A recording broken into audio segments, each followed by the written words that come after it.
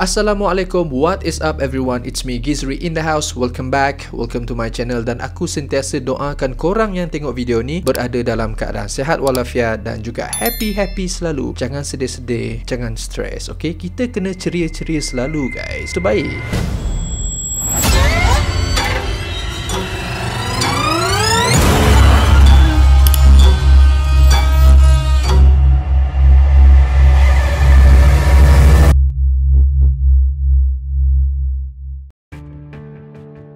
Kisah yang Gizri nak ceritakan untuk video kali ini melibatkan tentang satu kisah pembunuhan bersiri yang boleh dikatakan agak kejam, tak berperi kemanusiaan, tak berhati perut dan sewaktu dengannya lah. Korang bayangkan mengikut sumber yang Gizri baca tentang kisah ni, ianya boleh diklasifikasikan agak dahsyat guys. Mana taknya pembunuh bersiri ni telah membunuh sebanyak 7 sehingga 10 orang dengan cara yang sangat-sangat kejam dan dia boleh survive pula tu. Maksudnya dia ni tak ditangkap oleh pihak polis selama lebih 10 tahun guys. Dan pembunuh bersiri ni juga dipercayai merupakan seorang yang mungkin mengamalkan ilmu hitam. Korang nak tahu tak kenapa? Sebab dia ni merupakan seorang pemuja syaitan. Ada sebab kenapa dia digelar macam tu guys. Sekejap lagi Gizri akan explain, Gizri akan ceritakan semuanya. Seriously, Gizri bila baca kisah ni pun Gizri dah rasa seram and at the same time sakit hati tau. Memang tak berhati perut lah kisah dia ni.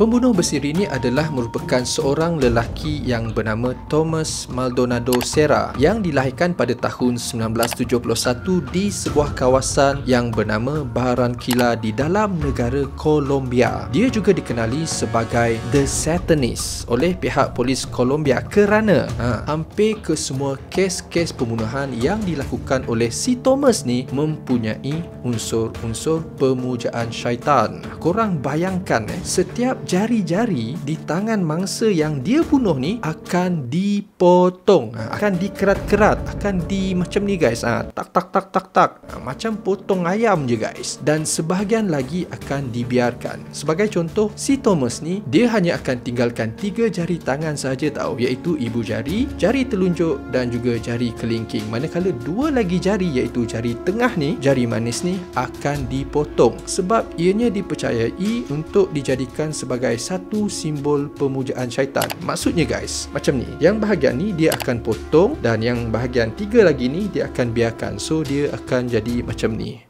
Tak cukup lagi dengan semua tu, badan-badan mangsa juga akan ditoreh-toreh dengan menggunakan objek tajam seperti pisau untuk melakar satu simbol yang berbentuk hexagram ataupun lambang bintang terbalik yang menyerupai kepala seekor kambing. Mungkin ada di antara korang yang pernah baca dan nampak lambang-lambang macam ni. Korang pun mungkin boleh search dekat Google kot mana yang tak tahu tu, dan di mana lambang-lambang macam ni memang sangat-sangat famous dan selalu digunakan oleh pemuja-pemuja setan ni guys.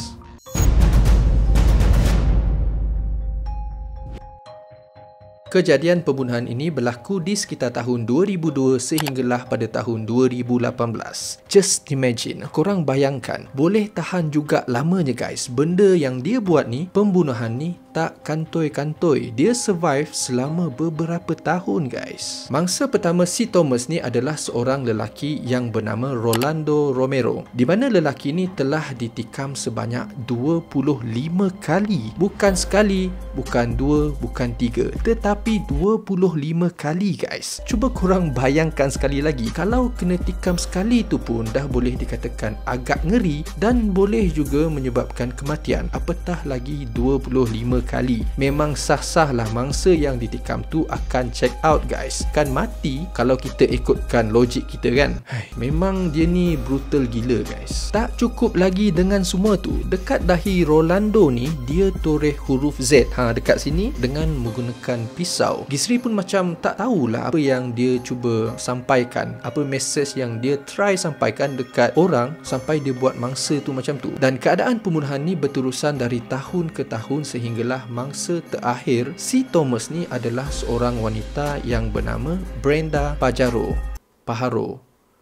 I don't know how to pronounce it, but ejaan dia Pajaro, lebih kurang. Di mana wanita ni merupakan seorang ibu tunggal yang mempunyai seorang anak, dan kejadian ini berlaku pada 25 Julai 2018. Dan si Brenda ni pada waktu tu baru sahaja lepas menghantar anaknya ke pusat terapi sebab anak dia ni merupakan orang kelainan upaya OKU. Lepas tu pada hari tu juga si Thomas ni telah membawa si Brenda ni pergi ke satu tempat yang sunyi, dan kemudiannya telah membunuh Brenda dengan menggunakan kaedah yang sama. Maksudnya dia rogol, lepas tu dia tikam Brenda, dan lepas Brenda ni mati, dia buatlah simbol-simbol yang macam biasa dia buat tu. Ritual gila yang dia biasa buat tu guys.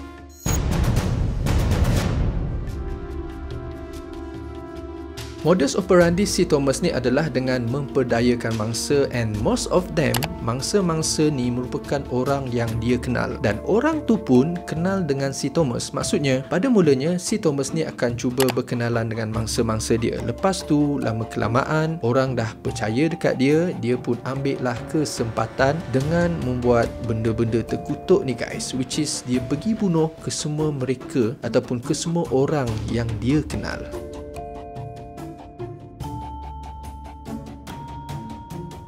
Sampai sekarang, motif pembunuhan ni dikatakan kerana si Thomas ni percaya dengan syaitan. Dia bunuh ke semua mangsa-mangsa dia ni hanyalah kerana nak dijadikan korban untuk upacara pemujaan dia. Mungkin setan tu janjikan kekayaan, kemasyhuran or kuasa kot dekat dia ni. Kita tak tahu, we never know. Tapi hakikatnya setan-setan ni sebenarnya memang suka memperbodohkan manusia. As we know, memang dah janji dia kan untuk menarik manusia ke lembah dosa macam ni, untuk menyesatkan umat manusia dekat atas muka bumi ni sehinggalah pada hari kiamat. Memang dah janji puak-puak setan ni guys.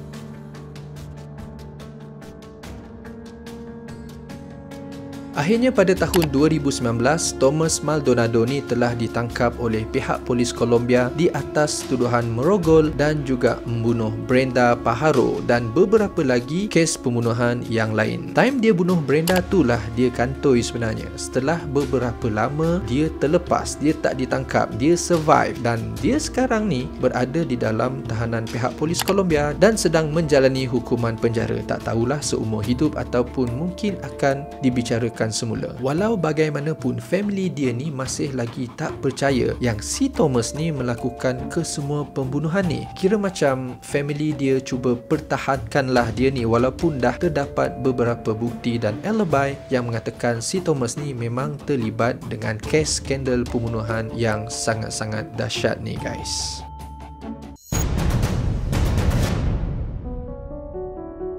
Kesimpulannya, bila kita baru saja kenal dengan seseorang tu, kita janganlah terus percaya bulat-bulat dekat orang tu, sebab kita pun sebenarnya tak tahu latar belakang diorang, apa intention ataupun niat diorang. Apatah lagi zaman sekarang ni, kenalan online memang sangat-sangat banyak guys. Bukan Gizri nak melarang untuk kita berkenalan. Perkenalan tu bagus untuk tambah kawan-kawan, tapi kita sentiasalah juga harus berhati-hati. Dan satu lagi, kita janganlah mudah terpedaya dengan hasutan syaitan.